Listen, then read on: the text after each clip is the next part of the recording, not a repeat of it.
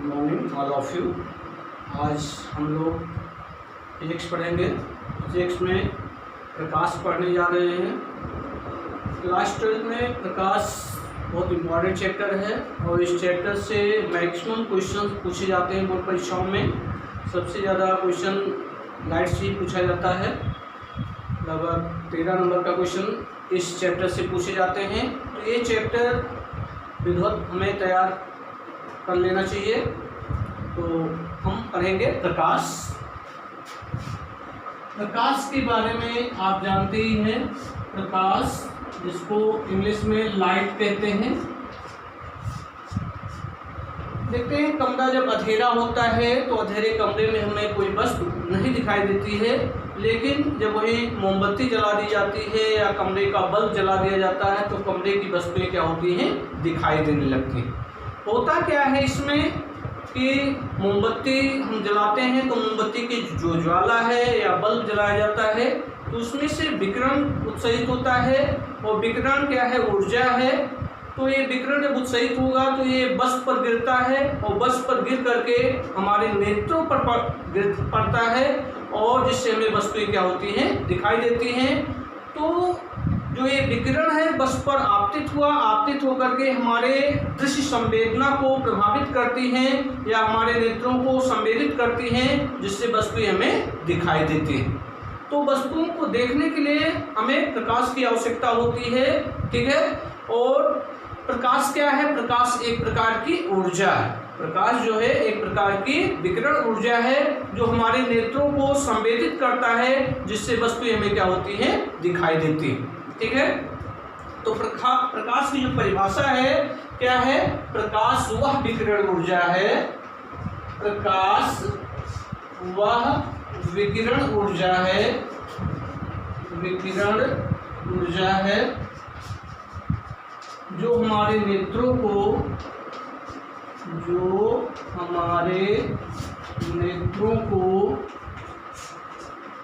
दृष्टि संवेदना प्रदान करता है। दृष्टि संवेदना प्रदान करता है। प्रकाश वह विकिरण ऊर्जा है जो हमारे नेत्रों को क्या प्रदान करता है, दृष्टि संवेदना प्रदान करता है, जिससे वस्तुएं हमें क्या होती हैं, दिखाई देती हैं। तो एक चीज यहाँ पर आपको जान लेना जरूरी है कि प्रकाश स्वयं नहीं दिखता, लेकिन वस्तुओं को दिखाने में सहायता करता है कि जिसके द्वारा वस्तुएं क्या होती हैं, दिखाई देती हैं, ठीक है। प्रकाश के बारे में आप जानते हैं, प्रकाश एक विकिरण ऊर्जा है, ठीक है। प्रकाश क्या है? विकिरण ऊर्जा है और ये विद्युत चुंबकीय तरंगों के रूप में चलता है। प्रकाश विकिरण ऊर्जा है और ये किस रूप में चलता है? विद्युत चुंबकीय तरंगों के रूप में चलता है। विद्युत चुंबकीय तरंगों के रूप में चलता है। और आप जानते हैं विद्युत चुंबकीय तरंगों के संचरण के लिए माध्यम की आवश्यकता नहीं होती है। तो प्रकाश वह विकिरण ऊर्जा है जो हमारे नेत्रों को दृश्य संवेदना प्रदान करता है, जिससे वस्तुएं हमें क्या होती हैं, दिखाई देती हैं। और प्रकाश विद्युत चुंबकीय तरंगों के रूप में क्या होता है, चलता है, ठीक है। इसकी जो तरंग दैर्घ्य है, प्रकाश का जो तरंग दैर्घ्य है वो कितना होता है? 3900 एंगस्ट्रॉम से लेकर के 7800 एंगस्ट्रॉम तक होता है। अर्थात दृश्य प्रकाश का जो तरंग दैर्घ्य है 3900 एंगस्ट्रॉम से लेकर के 7800 एंगस्ट्रॉम तक होता है, ठीक है। और निर्वात में जो प्रकाश की चाल होती है, निर्वात में प्रकाश की चाल 3 × 10⁸ मीटर प्रति सेकंड होती है। तो आप पिछली कक्षाओं में आप पढ़े हैं, प्रकाश सीधी रेखा में चलता है। प्रकाश स्वयं दिखाई नहीं देता है, लेकिन ये वस्तुओं को देखने में क्या हो, दिखाने में सहायक होता है। प्रकाश विद्युत चुंबकीय तरंगों के रूप में चलता है। प्रकाश निर्वात में भी चल सकता है और निर्वात में प्रकाश की चाल कितना होता है? 3 × 10⁸ मीटर प्रति सेकंड होता है। और दृश्य प्रकाश का जो तरंग दैर्घ्य है 3900 एंगस्ट्रॉम से लेकर के 7800 एंगस्ट्रॉम तक होता है। अर्थात 3900 एंगस्ट्रॉम से 7800 एंगस्ट्रॉम तक होता है। एंगस्ट्रॉम को मीटर में बदलना चाहे तो 1 एंगस्ट्रॉम बराबर क्या होता है? 10⁻⁻10 मीटर होता है। कि 1 एंगस्ट्रॉम में 10⁻10 मीटर होता है, ठीक। और प्रकाश में अनेक घटनाएं होती हैं, जैसे प्रकाश में परावर्तन की घटना होती है, परावर्तन आप पढ़े हैं, ठीक है। अपवर्तन की घटना होती है, तो यहाँ अपवर्तन के बारे में आपको पढ़ना है। परावर्तन आपके सिलेबस में नहीं है, अपवर्तन है तो अपवर्तन आपको पढ़ाया जाएगा। प्रकाश में परावर्तन की घटना होती है, अपवर्तन की घटना होती है, विवर्तन की घटना होती है, व्यतिकरण की घटना होती है, ध्रुवण की घटना होती है, मतलब ये सब घटनाएं प्रकाश में होती हैं, ठीक है। तो इन सब के बारे में हमें पढ़ना भी है। लेकिन परावर्तन आप पिछली कक्षाओं में आप पढ़ चुके हैं। परावर्तन क्या होता है? जब प्रकाश की किरण किसी चिकने पृष्ठ पर आपतित होता है तो उससे टकराकर पुनः उसी माध्यम में वापस लौट जाता है। इस घटना को क्या कहते हैं? प्रकाश का परावर्तन कहते हैं, ठीक है। तो यहाँ सिलेबस में आपके परावर्तन नहीं है तो इसकी चर्चा हम नहीं करेंगे, ठीक है। तो प्रकाश क्या है? प्रकाश एक प्रकार की विकिरण ऊर्जा है जो हमारे नेत्रों को दृश्य संवेदना प्रदान करता है। प्रकाश वस्तुओं को दिखाने में सहायक होता है लेकिन स्वयं नहीं दिखता है। प्रकाश विद्युत चुंबकीय तरंगों के रूप में चलता है, ठीक है, या संचित होता है। और प्रकाश का जो तरंग दैर्घ्य है, दृश्य प्रकाश का तरंग दैर्घ्य कह सकते हैं कि 3900 से लेकर के 7800 एंगस्ट्रॉम तक होता है। और निर्वात में प्रकाश की चाल कितनी होती है? 3 × 10⁸ मीटर प्रति सेकंड होती है, ठीक है। तो प्रकाश के कुछ गुण हैं कि प्रकाश क्या होता है? सीधी रेखा में चलता है। प्रकाश सीधी रेखा में या सरल रेखा में चलता है, ये प्रकाश के गुण है। कुछ मेन गुण आपको बता दे रहे हैं। प्रकाश सीधी रेखा में चलता है, प्रकाश स्वयं नहीं दिखता, प्रकाश स्वयं नहीं दिखता, स्वयं नहीं दिखता है, लेकिन वस्तुओं को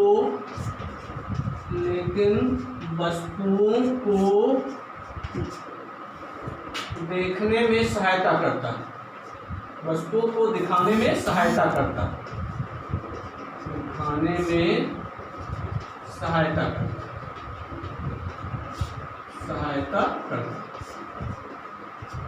कैसे?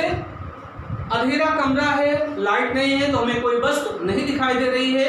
लेकिन जब वही हम मोमबत्ती जला देते हैं या कमरे का बल्ब जला देते हैं तो मोमबत्ती की ज्वाला से अथवा बल्ब के तंतु से विकिरण उत्सर्जित होता है। ये विकिरण वस्तु पर गिरता है और वस्तु पर जब गिरेगा तो वहां से परावर्तित होकर के क्या होता है? हमारे नेत्रों पर पड़ता है और हमारे दृश्य संवेदना को प्रभावित करता है, अर्थात दृश्य संवेदना को जागृत करता है, जिससे वस्तुएं हमें क्या होती हैं? दिखाई देती हैं, ठीक है। अगला है प्रकाश सीधी रेखा में चलता है, प्रकाश स्वयं नहीं दिखाई देता लेकिन वस्तु को दिखाने में क्या करता है? सहायता करता है। प्रकाश विद्युत चुंबकीय तरंगों के रूप में चलता है, प्रकाश विद्युत चुंबकीय तरंगों के रूप में चलता है। विद्युत चुंबकीय तरंगे कि वे तरंगे जिनके संचरण के लिए माध्यम की कोई आवश्यकता नहीं होती है, ऐसे तरंगों को क्या कहते हैं? विद्युत चुंबकीय तरंगे कहते हैं। तो प्रकाश जो है विद्युत चुंबकीय तरंगों के रूप में क्या होता है? चलता है। और अगला है प्रकाश की निर्वात में चाल। प्रकाश की निर्वात में चाल, प्रकाश की निर्वात में चाल 3 × 10⁸ मीटर प्रति सेकंड होते, 3 × 10⁸ मीटर प्रति सेकंड होते, ठीक है। कितनी होती है? 3 × 10⁸ मीटर प्रति सेकंड होते। प्रकाश विद्युत चुंबकीय तरंगों के रूप में क्या होता है? चलता है। प्रकाश स्वयं नहीं दिखता लेकिन वस्तुओं को दिखाने में क्या होता है? सहायता करता है, सीधी रेखा में चलता है। प्रकाश में दृश्य प्रकाश का जो तरंग दैर्घ्य है, दृश्य प्रकाश का तरंग दैर्घ्य, दृश्य प्रकाश का तरंग दैर्घ्य 3900 एंगस्ट्रॉम से 7800 एंगस्ट्रॉम तक होता है। ये दृश्य प्रकाश का तरंग है, ठीक है। और प्रकाश में अनेक घटनाएं होती हैं। प्रकाश में कौन कौन सी घटनाएं? परावर्तन की घटना, अपवर्तन की घटना, विवर्तन की घटना, व्यतिकरण की घटना, ध्रुवण आदि घटनाएं होती हैं,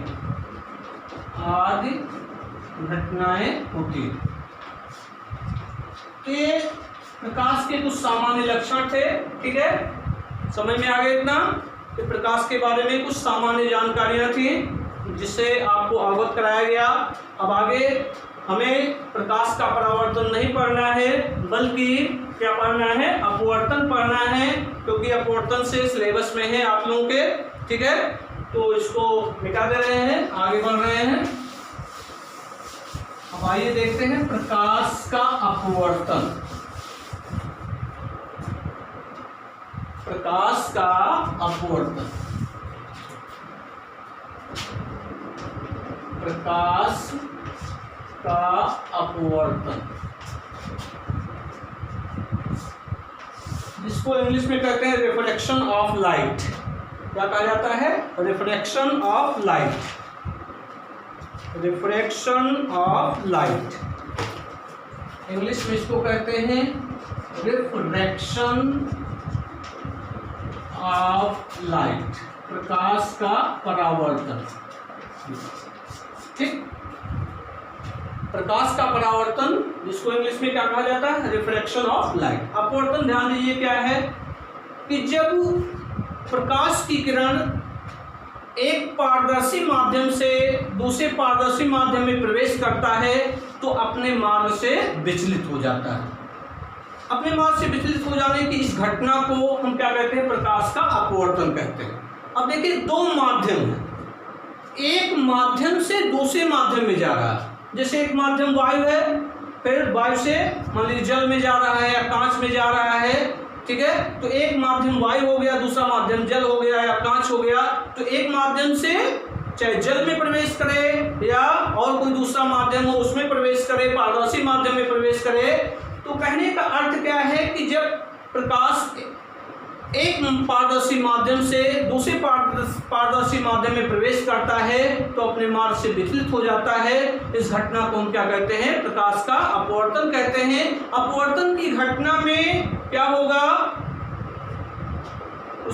उसकी जो चाल है, प्रकाश की चाल और उसकी दिशा क्या हो जाती है? बदल जाती है, लेकिन आवृत्ति में कोई परिवर्तन नहीं होता। तो यहाँ ध्यान देने की जरूरत यह है कि जब प्रकाश एक पारदर्शी माध्यम से दूसरे माध्यम में जाती है तो उसका वेग और दिशा क्या हो जाती है? बदल जाती है, लेकिन आवृत्ति वही रहती है, आवृत्ति में कोई परिवर्तन नहीं होता है। इस घटना को हम क्या कहते हैं? अपवर्तन कहते हैं। तो अपवर्तन की परिभाषा लिख दे रहे हैं। जब प्रकाश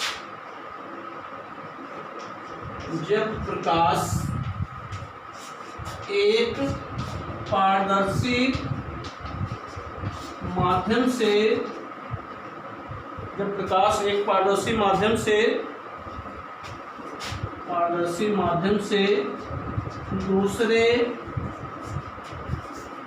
पारदर्शी माध्यम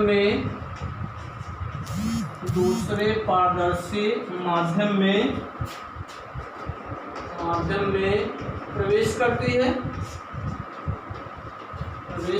है तो अपने मार्ग से विचलित हो जाते हैं। अपने मार्ग से विचलित हो जाते हैं। अपने मार्ग से क्या हो जाती है? विचलित हो जाते हैं। इस घटना को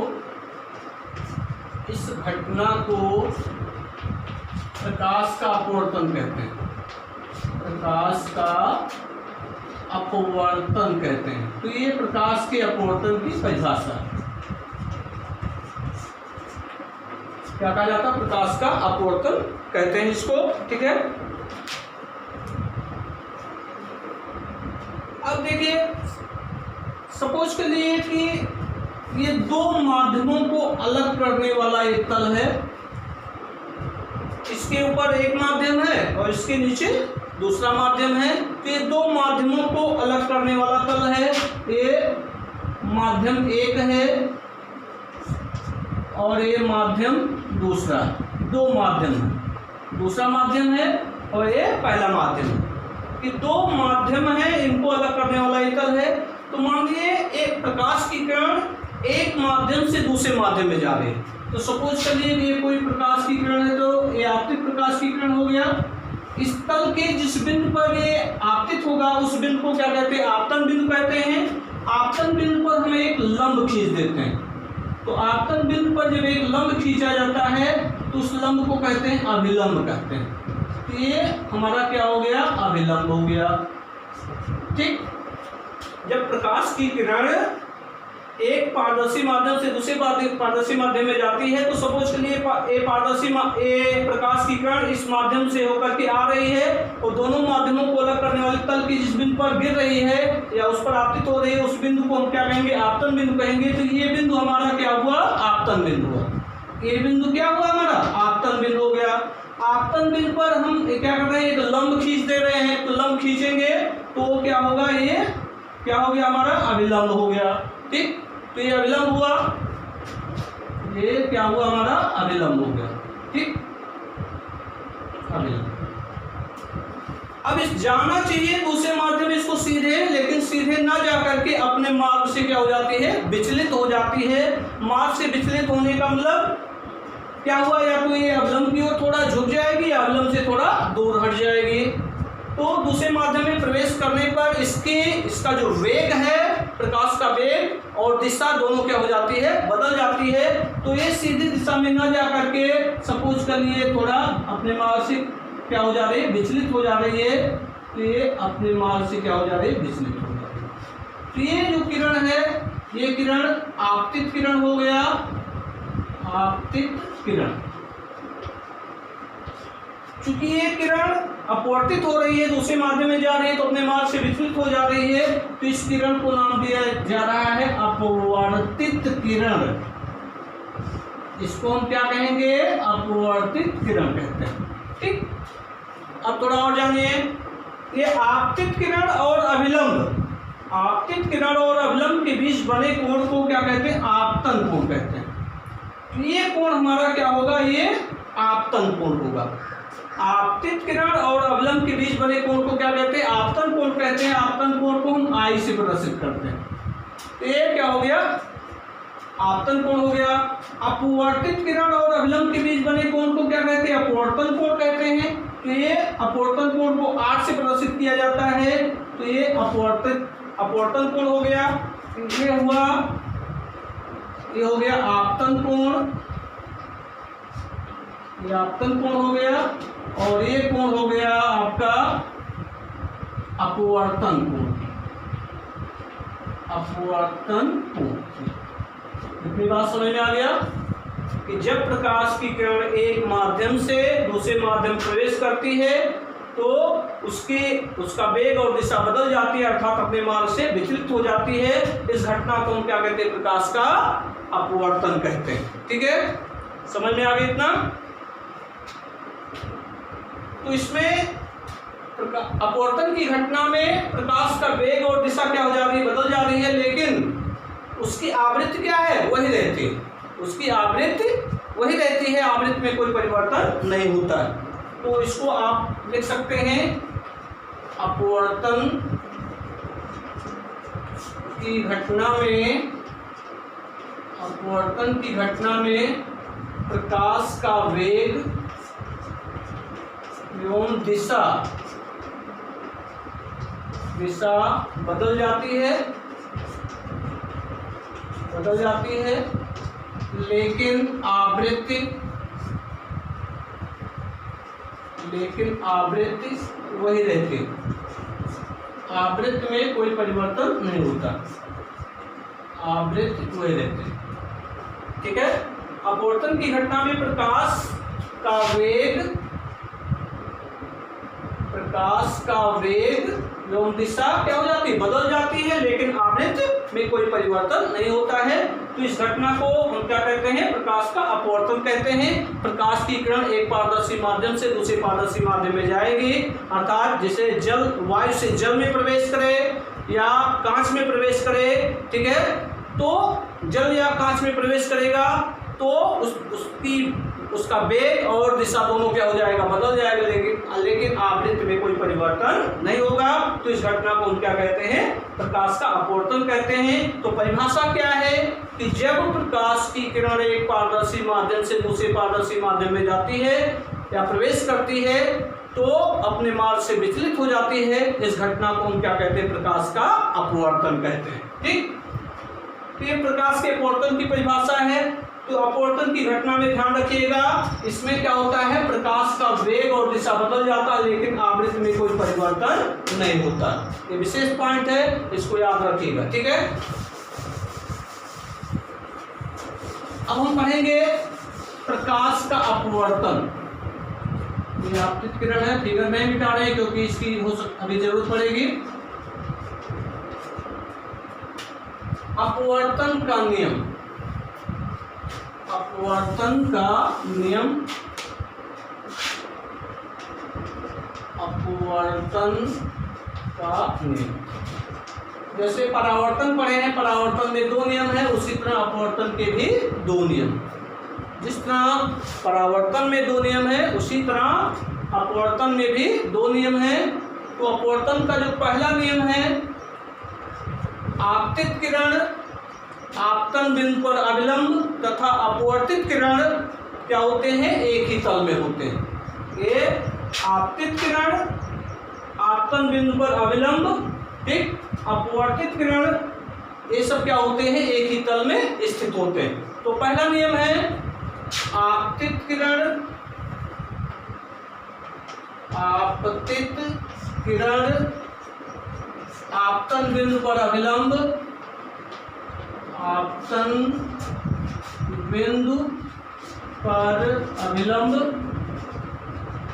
आपतन बिंदु पर अविलंब तथा अपवर्तित किरण अपवर्तित किरण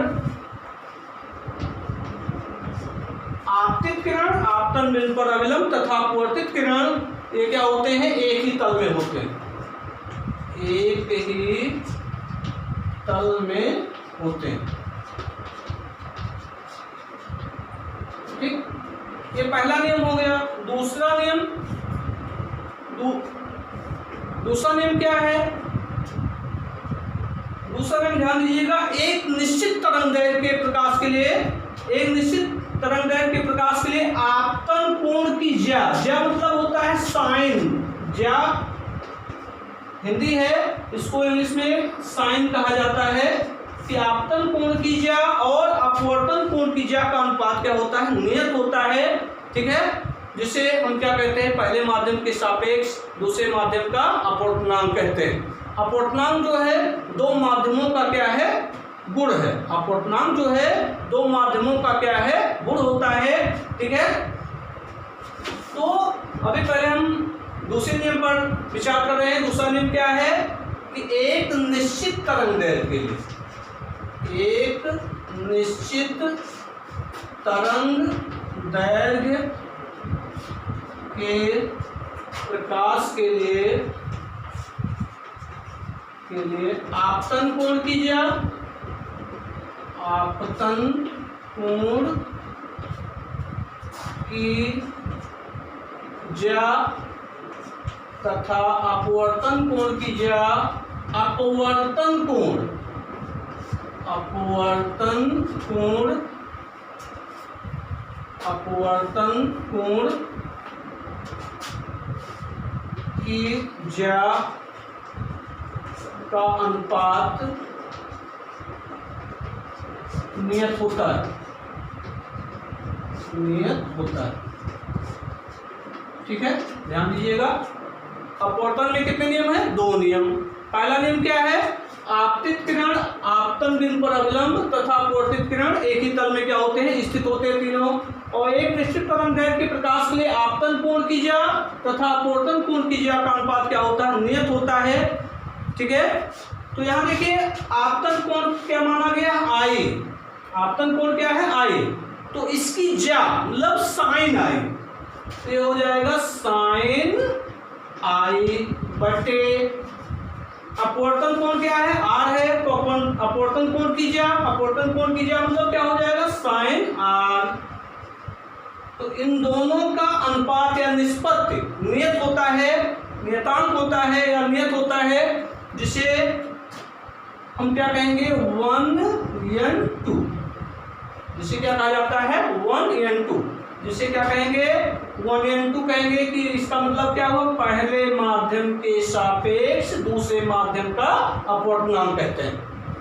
कि एक निश्चित तरंगदैर्घ्य के प्रकाश के लिए आपतन कोण की ज्या और अपवर्तन कोण की ज्या का अनुपात क्या होता है, नियत होता है। इस नियतांक को क्या कहेंगे, पहले माध्यम के सापेक्ष दूसरे माध्यम का अपवर्तनांक कहेंगे। ये लिखा हुआ 1:2, इसका अर्थ क्या हुआ कि पहले माध्यम के सापेक्ष दूसरे माध्यम का अपवर्तनांक। ठीक, अब इसी को 1:2 कि पहले माध्यम के सापेक्ष दूसरे माध्यम का अपवर्तनांक, ये क्या होता है, नियतांक होता है या कांस्टेंट होता है, नियतांक।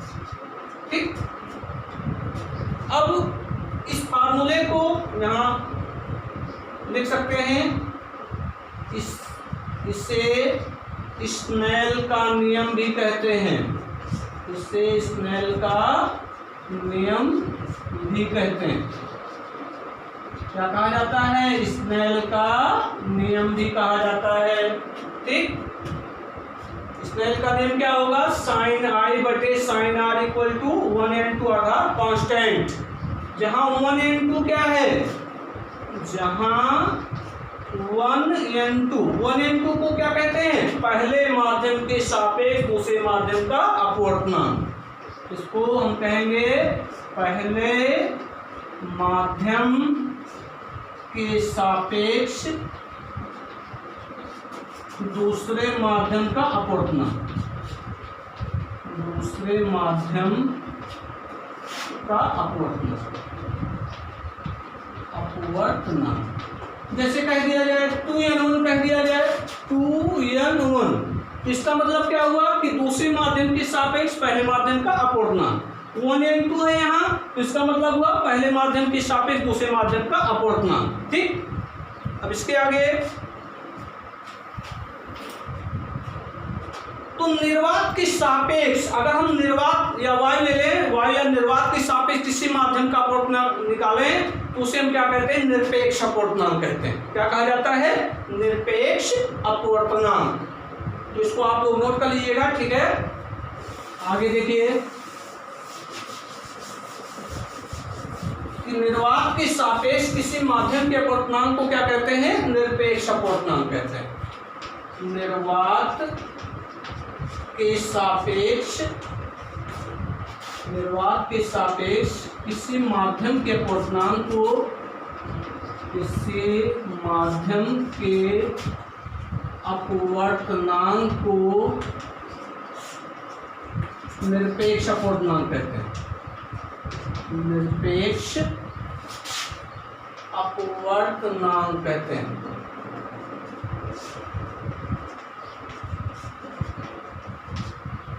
निर्वात या वायु के सापेक्ष किसी माध्यम के अपवर्तनांक को क्या कहा जाता है, निरपेक्ष अपवर्तनांक कहा जाता है। ठीक है, और अपवर्तनांक अभी आपको बताया कि दो माध्यमों का क्या होता है, गुण होता है। अपवर्तनांक जो है दो माध्यमों का क्या है, दो माध्यमों का सापेक्ष गुण है। अपवर्तनांक जो है दो माध्यमों का सापेक्ष गुण है, एक माध्यम में हो गया, एक माध्यम में हो गया। अगर वायु के सापेक्ष इस माध्यम का अपवर्तनांक निकालेंगे निरपेक्ष अपवर्तनांक हो जाएगा, और निर्वात के सापेक्ष माध्यम का अपवर्तनांक निकालेंगे तो क्या होगा, निरपेक्ष अपवर्तनांक होगा। ठीक है, तो ध्यान रखिएगा। तो सपोज के लिए यहाँ पर पहले माध्यम का निरपेक्ष अपवर्तनांक n1 है और दूसरे माध्यम का निरपेक्ष अपवर्तनांक n2 है।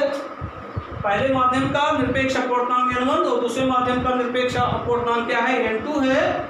सपोज कर लीजिए कि पहले माध्यम का निरपेक्ष अपवर्तनांक n1 और दूसरे माध्यम का निरपेक्ष अपवर्तनांक n2 है, तो क्या होगा, पहले माध्यम के सापेक्ष दूसरे माध्यम का अपवर्तनांक क्या कहलाएगा, दूसरे माध्यम का अपवर्तनांक बटे पहले माध्यम का अपवर्तनांक क्या होगा, n2 दूसरे माध्यम का निरपेक्ष अपवर्तनांक बटे पहले माध्यम का निरपेक्ष अपवर्तनांक। अगर दो माध्यम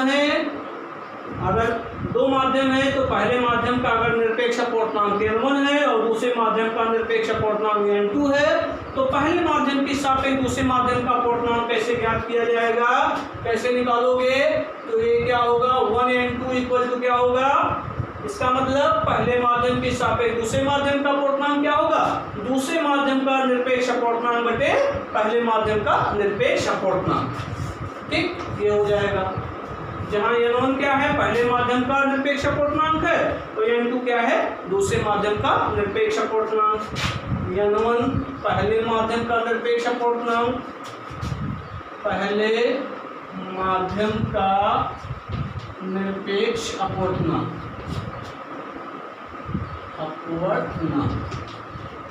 n2 क्या है, दूसरे माध्यम का निरपेक्ष अपवर्तनांक,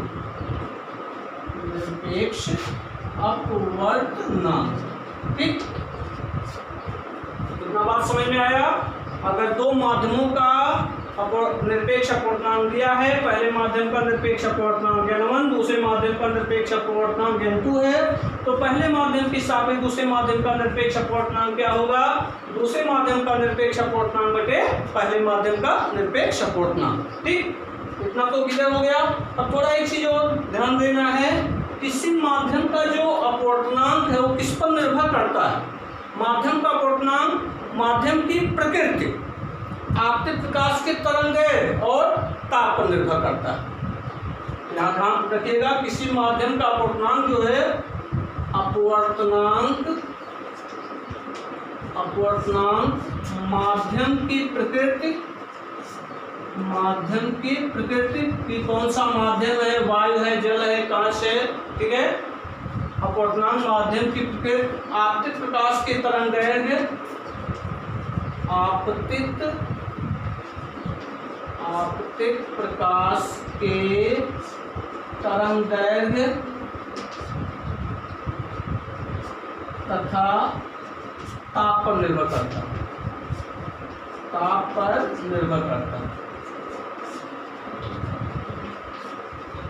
ध्यान रखिएगा।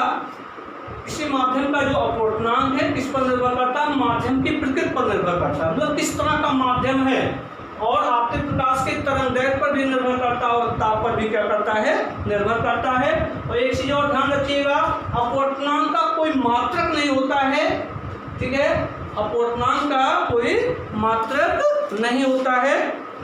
अब यहाँ एक चीज और थोड़ा ध्यान दीजिए, इसको खोल दे रहे हैं।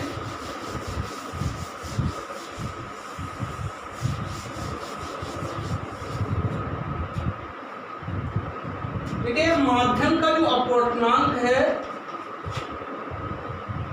माध्यम का अपवर्तनांक कैसे ज्ञात करेंगे, माध्यम का अपवर्तनांक बराबर होता है निर्वात में प्रकाश की चाल,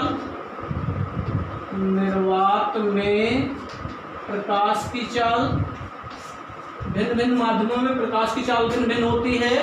निर्वात में प्रकाश की चाल बटे माध्यम में प्रकाश की चाल, तो भिन्न भिन्न माध्यमों में प्रकाश की चाल भिन्न भिन्न होती है। अगर दो माध्यम हैं तो निर्वात में पहला माध्यम निर्वात है, दूसरा कोई माध्यम हो सकता है, तो निर्वात में प्रकाश की चाल बटे माध्यम में प्रकाश की चाल, इस फार्मूले से माध्यम का अपवर्तनांक क्या कर सकते हैं, हम ज्ञात कर सकते हैं। तो माध्यम का अपवर्तनांक को n से प्रदर्शित करते हैं, और निर्वात में प्रकाश की चाल को c से प्रदर्शित करते हैं, ठीक, और माध्यम में प्रकाश की चाल क्या हो जाएगा, v हो जाएगा। तो n = c/v। n क्या है, माध्यम का अपवर्तनांक है, c क्या है, निर्वात में प्रकाश की चाल है, और v क्या है, माध्यम में प्रकाश की चाल।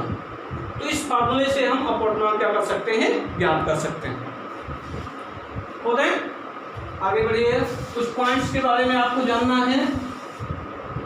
कि यदि प्रकाश की किरण विरल माध्यम से सघन माध्यम में प्रवेश करे। विरल माध्यम जहाँ पे कण क्या होते हैं बहुत दूर दूर होते हैं तो विरल माध्यम होता है, और जहाँ पर कण पास पास होते हैं तो क्या होता है, सघन माध्यम होता है।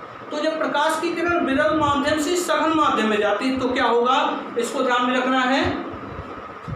तो अगला पॉइंट है, यदि प्रकाश विरल माध्यम से सघन माध्यम में प्रवेश करे।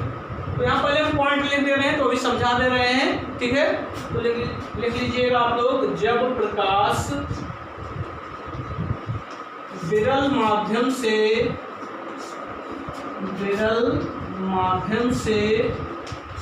सघन माध्यम में प्रवेश करती है,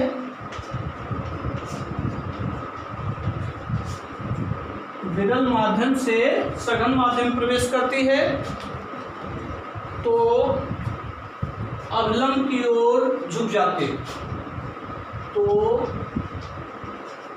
अभिलंब की ओर झुक जाती है या मुड़ जाती है, अभिलंब की ओर झुक जाती है। ये पॉइंट ध्यान रखिएगा कि जब प्रकाश की किरण विरल माध्यम से सघन माध्यम में प्रवेश करती है तो वह अवलंब की ओर क्या हो जाती है, झुक जाती है, ठीक है। अब देखिए कैसे, मान लीजिए यहाँ दो माध्यम है, एक तो विरल माध्यम है, दूसरा सघन माध्यम है। तो विरल माध्यम है तो विरल माध्यम का अपूर्णांक निरपेक्ष अपूर्णांक n1 और सघन माध्यम का निरपेक्ष अपूर्णांक क्या है, n2। जैसे विरल माध्यम का निरपेक्ष अपूर्णांक n1 और सघन माध्यम का निरपेक्ष अपूर्णांक क्या है, n2 है। तो यहाँ देखिए किसका अपूर्णांक अधिक होगा, सघन माध्यम का अपूर्णांक अधिक होगा, विरल का क्या होगा, कम होगा। तो सघन n2 का मान n1 से क्या होगा, अधिक होगा। तो n2 is greater then n1, ठीक है। अब इसको हम इस तरह लिख सकते हैं, n2 upon n1 equal to 1 लिख सकते हैं कि नहीं लिख सकते हैं। जहाँ n1 यहाँ लिख सकते हैं, जहाँ n1 क्या है, विरल माध्यम का निरपेक्ष अपूर्णांक, विरल माध्यम का निरपेक्ष अपूर्णांक, निरपेक्ष अपूर्णांक।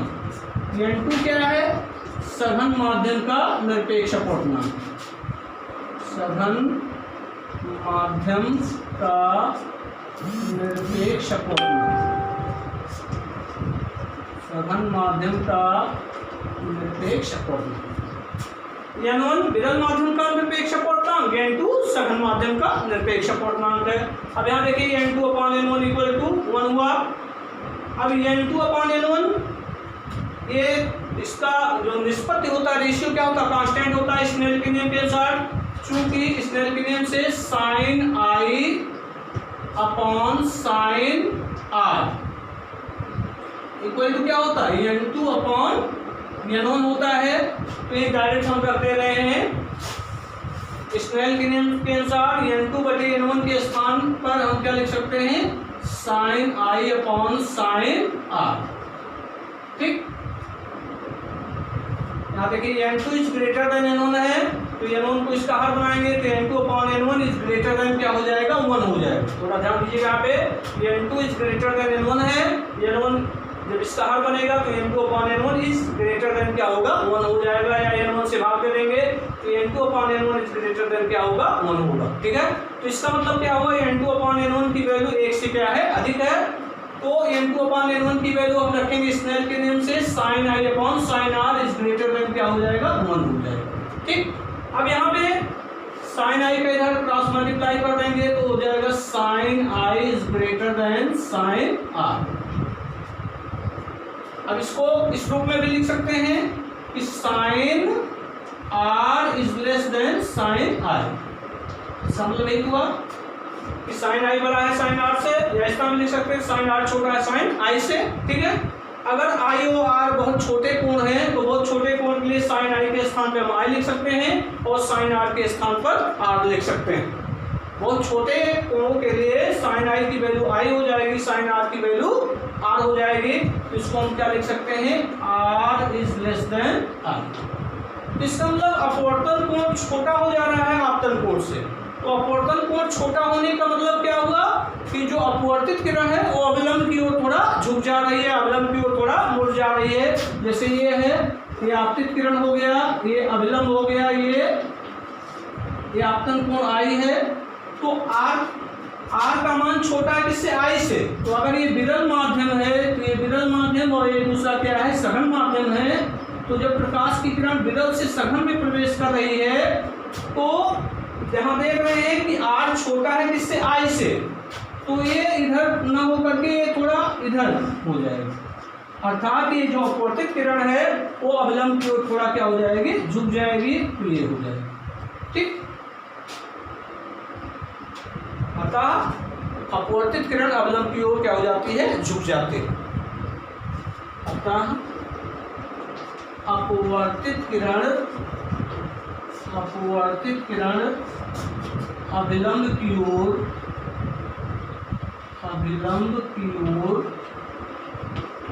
झुक जाती है।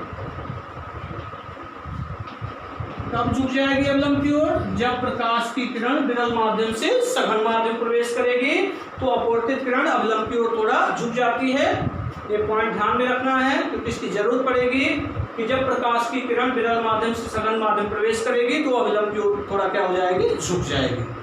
क्यों झुक जाएगी? उसका रीजन निकाला गया, देख रहे हैं। अपवर्तन कोण आपतन कोण से क्या है? छोटा है, तो ये अविलंब की ओर क्या हो जा रहा है? झुक जा रहा है। ठीक, अब इसी का अपोजिट, जब प्रकाश की किरण सघन से विरल में प्रवेश करते, इसको क्या दे रहे हैं? जब प्रकाश सघन माध्यम से विरल माध्यम प्रवेश करता है,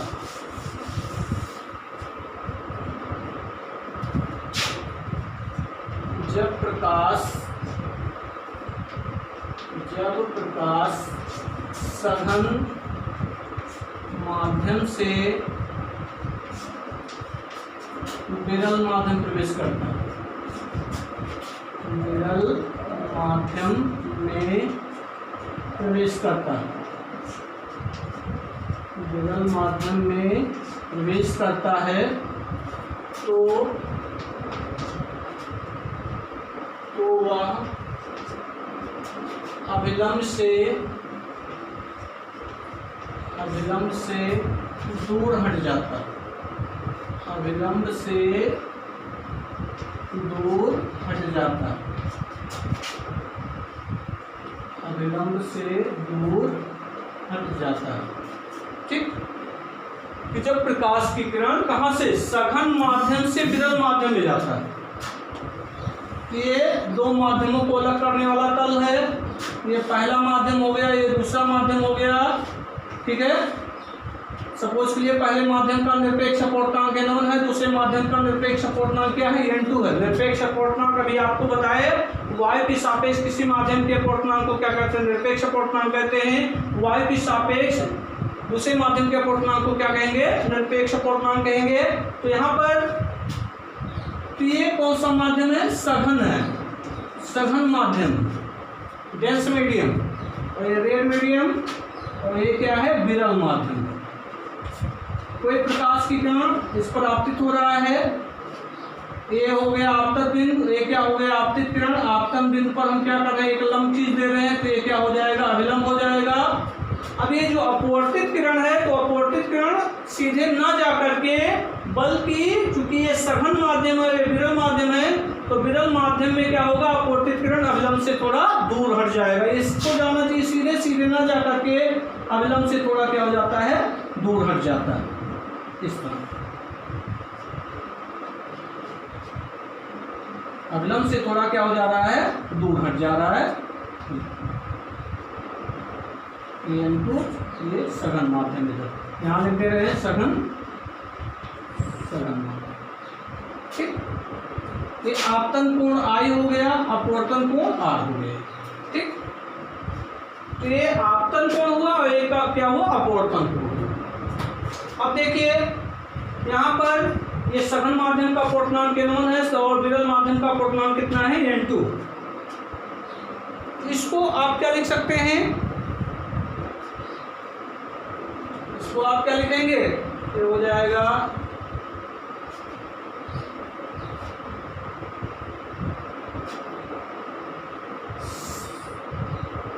इसका अपवर्तनांक अधिक होगा n1, यहाँ सघन माध्यम का निरपेक्ष अपवर्तनांक अधिक होगा और विरल माध्यम का क्या होगा, कम होगा। इसको लिख सकते हैं n1 is greater then n2, लिख सकते हैं कि नहीं लिख सकते हैं। अब इसको n1 से भाग दे देंगे तो 1 इज ग्रेटर देन क्या होगा, n2 अपॉन n1 हो जाएगा। ठीक, इसी को इस रूप में भी लिख सकते हैं n2 upon n1 is less than 1। जैसे n2 अपॉन n1 की वैल्यू 1 से कम है, इसी को घुमा के लिख दिया गया कि n2 अपॉन n1 की वैल्यू 1 से कम है। बात एक ही है। स्नेल के नियम से n2 अपॉन n1 के स्थान पर क्या हो जाएगा, sine i upon sine r is less than 1। तिरछा गुणा कर दीजिए तो हो जाएगा sine i is less than sine r। ठीक, अगर बहुत छोटा कोण है i और r बहुत छोटे कोण है तो बहुत छोटे कोण के लिए साइन i के स्थान पर हम i लिख देंगे, साइन r के स्थान पर r लिख देंगे तो i is less then r हो जाएगा। इसका मतलब i का मान कम होगा अर्थात आपतन कोण कम होगा और अपवर्तन कोण क्या होगा, अधिक होगा। ठीक है, यहाँ लिखेंगे अतः अपवर्तित किरण अभिलंब से दूर हट जाते हैं, अभिलंब से दूर हट जाते। ठीक है, अपवर्तित किरण जो है अभिलंब से क्या हो जाती है, दूर हट जाती है। तो ये कुछ पॉइंट्स है जो आपको अपवर्तन के बारे में बताया गया। अब अगली हेडिंग है प्रकाश की उत्क्रमणीयता। तो दे रहे हैं इसको। तो ये दो पॉइंट आपको विशेष रूप से ध्यान में रखना है कि जब प्रकाश विरल माध्यम से सघन माध्यम में जाता है तो अभिलंब की ओर, अपवर्तित किरण अभिलंब की ओर झुक जाती है, और जब प्रकाश सघन से विरल में जाता है तो अपवर्तित किरण अभिलंब से दूर हट जाती है। तो ये दो पॉइंट विशेष रूप से आपको ध्यान में रखना है। ठीक है, अब अगला टॉपिक है प्रकाश की उत्क्रमणीयता। ठीक है, प्रकाश की उत्क्रमणीयता पढ़ेंगे, प्रकाश किरणों की उत्क्रमणीयता, प्रकाश किरणों की उत्क्रमणीयता।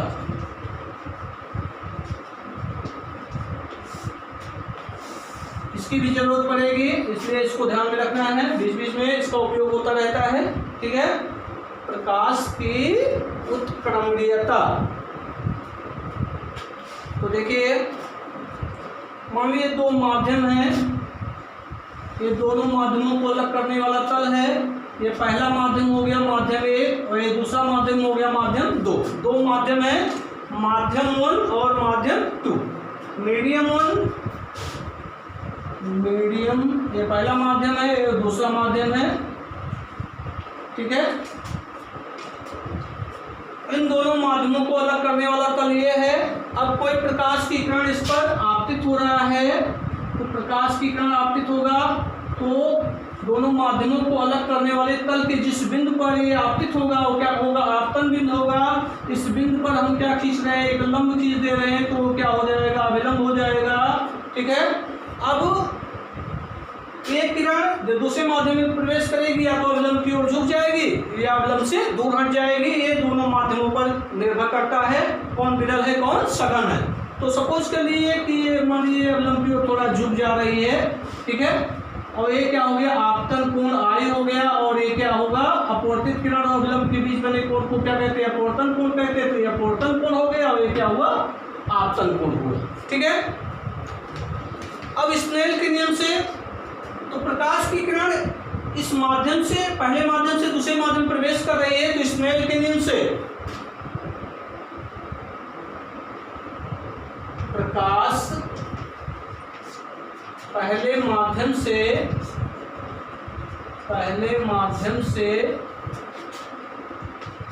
दूसरे माध्यम प्रवेश करते हैं, दूसरे माध्यम में प्रवेश करते हैं।